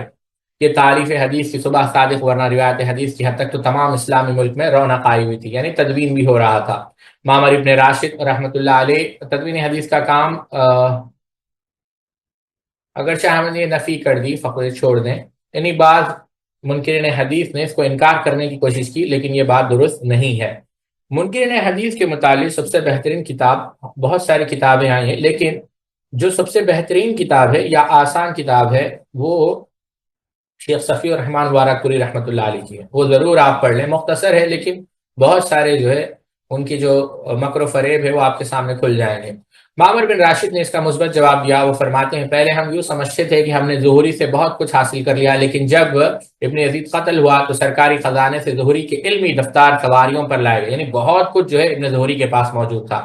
قاضی ابو بکر کے علمی کارنامے کے لیے امام مالک کا یہ بیان پڑھنے لائق ہے۔ ابو بکر ابن حزم نے متعدد کتابیں لکھی، لیکن قبل اس کے ابو بکر کی یہ کتاب دارالخلیفہ میں پہنچتی اور عبدالعزیز کا انتقال ہو گیا۔ شام کے مشہور فقی مقبول دمشقی کے متعلق ابن ندیم نے کتاب الفہرست میں انکشاف کیا کہ ان کی تصانیف میں کتاب السنن ہے۔ اغلب یہی ہے کہ علمی کارنامے معقول نے امر خلافت کی تعمیل میں ہی انجام دیا۔ علامۃ التابعین امام شعبی رحمۃ اللہ علیہ کے متعلق امام سیوطی نے تدریب الراوی میں حافظ ابن حجر اسقلانی نے ناقل ہے کہ ایک مضمون تدریب الراوی میں حافظ ابن حجر اسقلانی سے ناقل ہے کہ ایک مضمون کی حدیثوں کو جمع کرنے کا سب سے پہلا کام امام شعبی نے کیا، یعنی ایک موضوع کو لے کر۔ وہاب ابن منبع کو یمن میں ہوئے، وہاب ابن منبع ابن سعد نے لکھا ہے کہ ان کی وفات سنا میں ہشام کے زمانے میں ہوئی، اور حماد بن منبع ان سے عمر میں بڑے، ان کی وفات 102 ہجری میں۔ انہوں نے ابو ہریرہ کے سامنے زانوہ شاگردی، اگلے صفحے پر جائیں، زانوہ شاگردی طے کیا، اور یہ نسخہ ہم نے ذکر کیا ہے، یہ نسخہ جو ہے حضرت ابو ہریرہ کی روایت کو قلم بند کیا، ابھی بھی انٹرنیٹ پر ملے گا آپ کو، صحیفہ حمام بن منبع۔ یہ کام انہوں نے اس سرکاری حکم کے تحت سر انجام دیا۔ یہ قلمی دستاویز آج صحیفہ حمام کے نام سے موسوم ہے، اور برلین کے مخطوطات سے نقل ہو کر ڈاکٹر حامد اللہ، حیدرآباد کے عالم دین ہے، انتقال ہو گیا، ڈاکٹر حامد اللہ کے مسائی جلیلہ کے صدقے زیور طباعت سے آراستہ ہو چکی ہے۔ اور صرف حمام کا یہ صحیفہ ہی نہیں بلکہ ان کے مشہور شاگرد معمر راشد کی مشہور تصنیف جامع معمر بھی علم کی خوش قسمتی سے اب تک محفوظ ہے۔ اس کا ایک نسخہ جامعۃ الانقارہ، انقارہ ٹرکی میں ہے، کتب خانے میں موجود ہے۔ نیز معمر کے شاگرد عبد الرزاق سنانی کی لکھی ہوئی حدیث پر کتاب بھی مخطوطے کی شکل میں استنبول و سنا، استنبول اور سنا یعنی یمن کیپٹل استنبول ٹرکی میں محفوظ ہے۔ جنوبی افریقہ کے مشہور عالم الحاد محمد موسیٰ اس کی اشاعت میں دلچسپی لے رہے ہیں، چھپ چکی ہے وہ۔ بہرحال پہلی صدی کے آخر میں اور دوسری صدی کے شروع میں، یعنی فقہاء سبع کے زمانے میں، عمر بن عبدالعزیز کے حکم سے ائمہ تابعین نے جب جمع و تدوین کا دروازہ کھولا اور تصنیف کی صبح صادق ہوئی تو اس سلسلے کی اتنی ترقی ہوئی کہ حدیث مرفوعہ تو ایک طرف، صحابہ کے آثار اور تابعین کے فتاوی اور اقوال تک دوسری صدی ہجری تک ختم تک مرتب و مدون ہو گئے۔ یعنی اس وقت تدوین کا یہ عالم تھا۔ پہلے کس کا ذکر کیا؟ قرات کا، پھر کس کا ذکر کیا؟ تفسیر کا، پھر کس کا؟ حدیث کا۔ آپ دیکھیں فقہ کا۔ علمی حیثیت سے فقہاء سبع کے زمانے میں علم الفقہ، علمی حیثیت سے فقہ قرآن و حدیث کی ایک مخصوص دراست کا نام ہے۔ قرآن کا ہر قاری اور ہر محدث اس دور میں فقیہ ہوتا تھا۔ حدیث کی طرح فقیہ بھی اس معاشرے میں زبانی روایت اور مساجد میں حلقوں کے ذریعے قائم تھا۔ مختلف شہروں میں فقہ کے مدارس سے حافظ ابن حزم نے الاحکام فی اصول الاحکام اور حافظ القیم نے اعلام الموقعین میں ان مدارس فقہ کا تفصیلی تعارف کرایا ہے۔ مدینہ کا مدرسہ فقہ فاروق اعظم اور حضرت عائشہ کے زمانے سے قائم تھا، جن کی جانشینی کا فقہ خود فقہاء سبع کو حاصل ہے۔ کوفہ کا مدرسہ عبداللہ ابن مسعود نے قائم کیا تھا۔ ان کی وفات کے بعد جب حضرت علی کوفہ میں تشریف لائے تو آپ نے یہاں کو فضا کو فقہ سے معمور پایا۔ امام ابو بکر عتیق ابن داؤد یمانی فرماتے ہیں کہ عبداللہ ابن مسعود کی وفات کے بعد جب حضرت علی کوفہ آئے تو اس وقت عبداللہ ابن مسعود کے تلامذہ وہاں پر لوگوں کو فقیہ بنانے میں مصروف تھے، فقہ بنانے میں مصروف تھے۔ حضرت علی نے، اگلے صفحے پر جائیں، مسجد کوفہ میں آ کر دیکھا کہ 400 کے قریب دواتیں یعنی انک، قلم اور انک جسے کہتے ہیں، اور طلبہ کتابت میں مشغول ہے۔ آپ نے فرمایا بلا شبہ ابن مسعود نے ان لوگوں کو کوفہ کا چراغ بنا دیا ہے۔ اللہ اکبر۔ بے شک اس دور میں فقہ کے موضوع پر کوئی خاص قلمی کام نہیں ہوا، کیونکہ یہ دور کتابت نہیں، دور حفظ تھا۔ بروکلمن کی یہ بات بالکل درست نہیں ہے۔ ہمارے پاس کوئی ایسا ذریعہ نہیں کہ جس کی مدد سے ہم اس دور میں فقہ کی کتابت خدمت کا پتہ لگا سکیں۔ ابھی دیکھیں بتاتا ہوں، لیکن موصوفی نے ابن سعد کے حوالے سے یہ انکشاف کیا ہے کہ فقہاء سبع سے عروہ نے فقہ و تشریح کے موضوع پر قلمی خدمات انجام دی، یعنی خود دیکھیں آپ تضاد ہیں۔ عروہ کے صاحبزادے ہشام کا بیان ہے، میرے والد نے حرہ والدین اپنی فقہ کی کتابیں جلا دیں، اور وہ افسوس سے کہا کرتے تھے اگر میرے پاس یہ کتابیں ہوتی تو مجھے اپنے مال اور اہل ویال سے زیادہ محبوب تھی۔ ابن ندیم نے فہرست میں عبد الرحمن ابن ابی زناد کے حوالے سے ابی زناد عبداللہ ابن ذکوان کے بارے میں انکشاف کیا کہ موصوف نے کتاب رائع الفقہاء السبع من اہل المدینہ و مختلف فی کے نام سے قلم بند کیا، اور تمام فقہاء سبع کے مختارات کو اس میں جمع کیا۔ یاد رہے کہ ابی زناد کو تمام فقہاء سبع کے سامنے زانوہ ادب طے کرنے کا شرف حاصل تھا۔ حافظ ابن قیم نے اعلام میں لکھا ہے کہ امام ظہری اور حسن بصری کا فتاویٰ ایک سے زیادہ کتابوں میں جمع کیے گئے ہیں، اور امام ظہری نے بھی ان بزرگ ہستیوں میں سے جن کو فقہاء سبع سے تلمس کا شرف حاصل ہے۔ حافظ ابن حزم نے احکام الاحکام میں بتایا ہے کہ ابو بکر محمد ابن موسیٰ نے عبداللہ ابن عباس کے فتاوی کو 20 جلدوں میں جمع کیا۔ ہمارے علم کی حد تک فقہاء سبع کے زمانے میں اس کے سوا فقہ کا کوئی کتابی ذخیرہ نہیں، اور اس کی حد تک جرجی زیدان کا یہ کہنا درست ہے کہ امویوں کی دور حکومت میں، اگلے صفحے پر جائیں، فقہ و فتاوی میں مرکزیت اہل مدینہ کو حاصل تھی۔ خلفاء ان سے الگ ہو کر کوئی فیصلہ نہ کرتے، لیکن عمومی فقہاء نے اپنا کوئی قلمی سرمایہ نہیں چھوڑا۔ بہرحال اس سے اختلاف کیا جا سکتا ہے۔ اب یہاں پر مغازی کا ذکر کیا جا رہا ہے۔ مغازی کیا ہے؟ جو لڑائیاں ہوئی ہیں، جو تاریخی واقعات ہیں۔ مورخین کی زبان میں اسلامی تاریخ میں پیش آمدہ حالات کی تصویر، حضور اکرم صلی اللہ علیہ وسلم کی ذاتی زندگی، آپ کا خاندان، آپ کے صحابہ کی مجاہدانہ سرگرمیوں اور دین کی خاطر سرفروشیوں کو مغازی اور سیر کہتے ہیں۔ اسلام سے پہلے اہل عرب افسانوی روایات کے سوا تاریخ سے ناواقف تھے۔ سب سے پہلے حضرت معاویہ رضی اللہ تعالیٰ عنہ تدوین تاریخ کا داعیہ پیدا ہوا۔ آپ نے اس کام کے لیے مشہور مورخ عبید ابن شریحہ کی خدمت حاصل کی۔ عبید نے اخبار الملوک والمضامین کے نام سے کتاب لکھی۔ دوسرے علماء نے عبید کے کام کو دیکھ کر مغازی و سیر پر قلم اٹھایا۔ سیرت کے موضوع پر سب سے پہلے فقہاء سبع میں عروہ ابن زبیر نے قلمی کام کیا ہے۔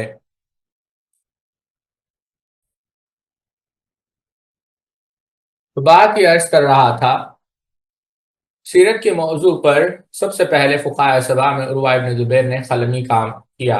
فقہاء سبع ہی کے زمانے میں مشہور عالم مدینہ امیر المؤمنین عثمان ابن عفان کے صاحبزادے حضرت آبان نے سیرت کے موضوع پر قلمی کام کیا ہے۔ ان کے بعد ان کے شاگرد عبد الرحمن ابن المغیرہ نے سیرت الرسول کے نام سے ان کے معلومات کو یکجا کیا ہے۔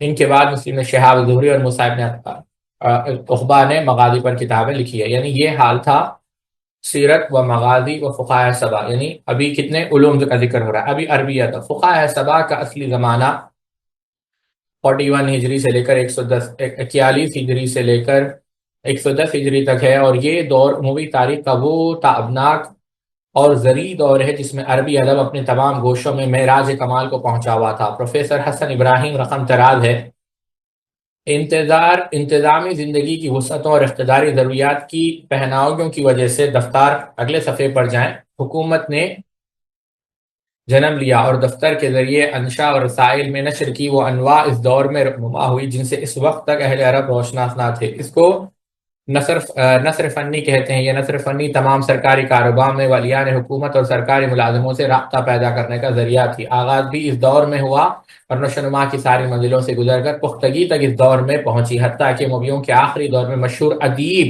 عبدالحمید کاتب فنی کتابت کے مؤسس آیا اور اس نے فنی طور پر اس قواعد کو مرتب کیے۔ جرجی زیدان لکھتا ہے، اس زمانے میں فوجی انتظامی اصلاحات اور دفتری زبان رونما ہوئی، مثلاً عواصم اقلیم قصبہ عمل، یہ پورے اصطلاحات ہیں۔ تو ادب عروج پر آیا۔ اب پھر شاعری، عمومی دور کی شاعری کی حد تک تو زمانے جاہلیت کے مسلک پر رہی، لیکن اس میں تنوع اور کیا کہتے ہیں لچک اور ضرور پیدا ہو گئی۔ استاد احمد حسن زیات نے درست لکھا ہے کہ عربی شاعری جاہلیت اور اسلام میں اپنے ظاہر و باطن اور اپنی ذات کے لحاظ سے اموی حکومت کے آخر تک ایک ہی منہج پر رہی۔ ہمسایہ مغلوب قومیں سیاست، تمدن اور مذہب کے اثر نے کسی نئے راستے پر نہیں ڈالا، البتہ ان چیزوں نے اس کے بہت سے گوشوں کو اجاگر اور معنی و مضامین میں وسعت پیدا کر دی، جس سے شاعری کی کچھ موضوعات کی تقویت پہنچی اور کچھ میں کوئی نمایاں خصوصیات پیدا ہو گئی۔ زیدان نے اختلاف کیا، عربی شاعری میں بلحاظ تاثیر اور بلحاظ مرتبہ اتنی برتری کسی دور میں نہیں ہوئی جتنا مووی میں، یعنی اختلاف ہے کہ شاعری کا جو ڈیولپمنٹ ہوا وہ کس ناحیے سے ہوا، یعنی ارتقا ہوا۔ اگلے صفحے پر جائیں۔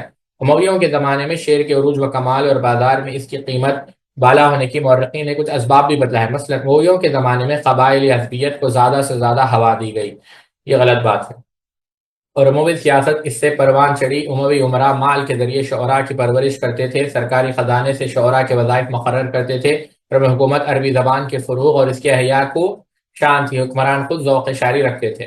یہ ذوق رکھنا درست ہے، لیکن یہ جو پیراگراف ہے اس کی تحقیق کی جانی چاہیے۔ ظاہر سی بات ہے ایسا ایک دم ایک فلیٹ سٹیٹمنٹ دے دینا یہ غلط ہے، اور اصل میں یہ نعوذ باللہ من ذالک تنقید ہے، اور تنقید کرنا چاہ رہے ہیں سیدنا معاویہ رضی اللہ تعالیٰ عنہ پر۔ سیدنا معاویہ رضی اللہ عنہ کہتے تھے جل الشعر اکبر ہم نہیں، شعر کو یاد کرنے کی جو ہے ترغیب دلا رہے ہیں۔ اموی اشعار یاد کرتے اور اس موضوع پر شعراء کی مجلسیں منعقد کرتے اور ان سے مباحثہ کرتے۔ اس کے نتیجے میں وہ چیزیں ظاہر ہو گئی جو شعر کے لوازم ہیں۔ مؤرخ ترک اسلام اور سیاسی کے مصنف نے اس سے لوازم کی کہانی نقل کی ہے۔ بہرحال یہ پورے اشعار ہے جو نقل کی ہے۔ اور عروہ ابن زبیر نے جب گھر بنا، اگلے صفحے پر جائیں، اس کا جو ہے اس کا پورا نقشہ جو ہے ذکر کیا عروہ ابن زبیر نے۔ تو عربی تو آپ لوگوں کو سمجھ میں نہیں آئے گی، لیکن آسان انداز میں اگر اس شعر کو ہم سمجھانا چاہیں تو اکبر الہ آبادی کو جب بلایا گیا تو عروہ ابن زبیر نے کہا کہ ہم نے گھر تعمیر کیا ہے، جو حاجی جاتے ہیں وہ بھی دیکھتے ہیں۔ گھر کا جو ہے ذکر کیا ہے ایک انداز میں۔ اور پھر عبداللہ ابن عتبہ ابن مسعود، ان کی شاعری الگ تھی، جب ان کا ذکر آئے گا تو ہم کریں گے، جان بوجھ کر ہم اس شاعری کا ترجمہ چھوڑ رہے ہیں۔ اکبر الہ آبادی کو جب بلایا گیا انگریز نے اور کہا کہ میرے گھر پر جو ہے میرے گھر کی گھر بھرائی جسے کہتے ہیں، آپ آئیے، میں نے گھر تعمیر کیا ہے، بتاؤ اس کوٹھی کے بارے میں کچھ کہو۔ تو اس وقت اکبر الہ آبادی نے کہا تھا یہ کوٹھی جو تم کو نظر آ رہی ہے، جو اپنے اداؤں پہ اترا رہی ہے، جو اس کی کملوں کی خوشبو کو میں نے سونگا، اس میں خون غریبہ کی وہ آ رہی ہے۔ تو یہیں پر ہم اپنی بات کو روکتے ہیں، انشاءاللہ کل ہم پھر اس کے اجتماعی حالات دیکھیں گے۔ یہ تو علوم و فنون کا حال تھا۔ ایک بات جو رہ گئی اور کل بعض لوگوں نے سوال کیا، اس سے پہلے کہ آپ لوگ سوال پوچھیں، وہ یہ تھا کہ کیا واقعی میں جمہور کی رائے سے اختلاف کیا جا سکتا ہے؟ دیکھیں، جمہور کی رائے سے اختلاف کرنا بسا اوقات واجب ہوتا ہے۔ یہ اس صورت میں اس بات کو اچھی طریقے سے سمجھ لیں۔ پہلی بات تو ہمیں یہ سمجھنا ہے کہ کیا جمہور کی رائے حجت ہے۔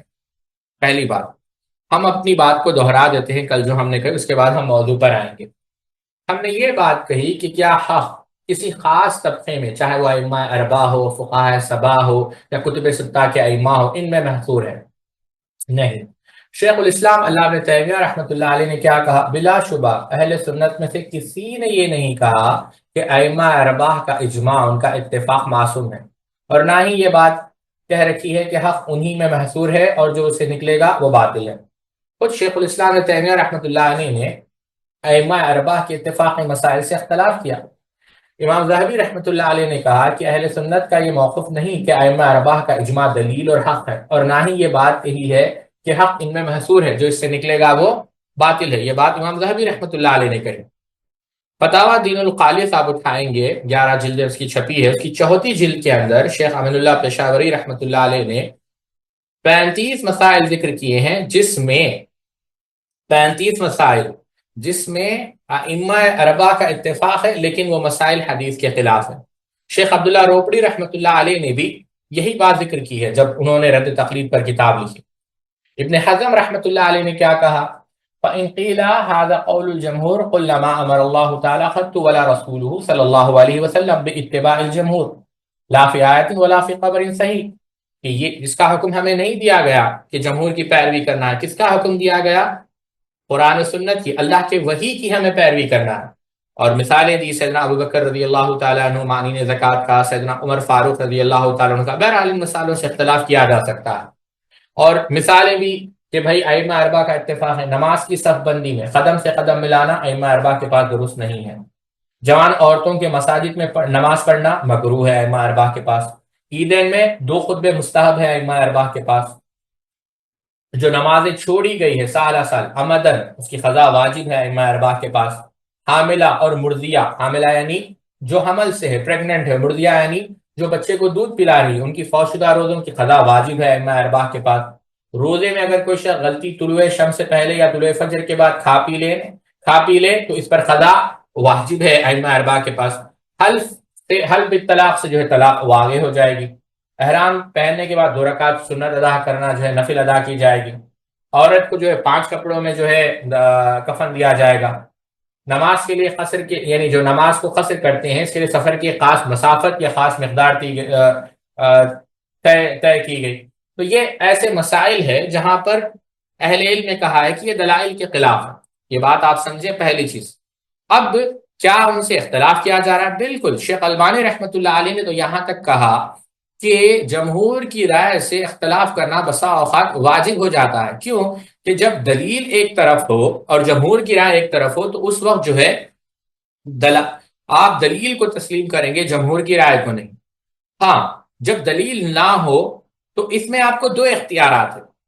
پہلا، اگر آپ کا دل مطمئن ہے کہ جمہور کی رائے صحیح ہے، مطمئن سے مراد آپ نے تحقیق کی ہے، خالص اہل علم سے رجوع کیا، اس کے بعد آپ مطمئن ہیں جمہور علماء کی رائے سے، تو ٹھیک ہے۔ اگر آپ مطمئن نہیں ہیں، یعنی آپ کا دل مطمئن نہیں، وہ آپ یہ سمجھتے ہیں کہ نہیں، اگرچہ علماء وہاں پر کثیر تعداد میں موجود نہیں لیکن میں ان کے اجتہادات یا ان کے قیاسات یا ان کی آراء سے متفق، تو کوئی بات نہیں۔ امام دارمی رحمۃ اللہ علیہ اپنے سنن کے اندر ایک حدیث نقل کرتے ہیں اور حافظ ابن حجر اسقلانی رحمۃ اللہ علیہ نے اس حدیث کو حسن قرار دیا ان وابصہ ابن معبد رضی اللہ عنہ سے کہ وہ کہتے ہیں قال لی جئت تسأل عن البر والاسم قلت نعم قال فجمع اصابعه فضرب بها صدره وقال استفتی نفسك استفتی قلبك یا وابصہ ثلاثا البر اطمأنت الیہ النفس واطمأن الیہ القلب والاسم ما حاک فی النفس وتردد فی الصدر وان افتاک الناس وافتوک کما قال النبی صلی اللہ علیہ وسلم کہ اللہ کے رسول میں آپ سے نیکی اور برائی کے بارے میں پوچھنے آیا ہوں کہ بر کیا ہے، معصیت کیا ہے۔ آپ صلی اللہ علیہ وسلم نے کیا کہا؟ آپ صلی اللہ علیہ وسلم نے مجھے پکڑا اور کہا، آپ صلی اللہ علیہ وسلم نے یہ کہا کہ تم اپنے نفس سے پوچھو، اپنے دل سے پوچھو۔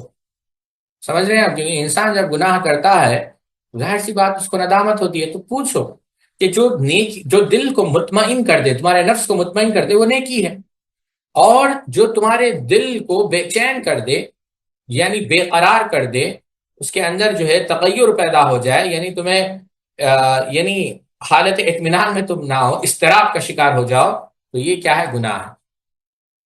اگرچہ لوگ یہ کہے کہ ہاں لوگ اس کو مان بھی لے اور تمہارا دل نہ مانے تو ٹھیک ہے، تو شیخ البانی رحمۃ اللہ علیہ نے حدیث کی بنیاد پر کہا بسا اوقات اگر آپ اس کی رائے کو بھی نہیں مانتے تو کوئی بری بات نہیں ہے، یہ بات سمجھیں۔ اور اگر آپ ان مسائل کو دیکھنا چاہیں تو دکتور نعیم نے مستقل جو ہے وہ مسائل جمع کیے ہیں، میں یہاں پر یعنی پورے وہ جمہور مسائل کو یہاں پر میں نے لنک پیش کر دیا، کتاب ڈاؤن لوڈ کریں، پڑھیں۔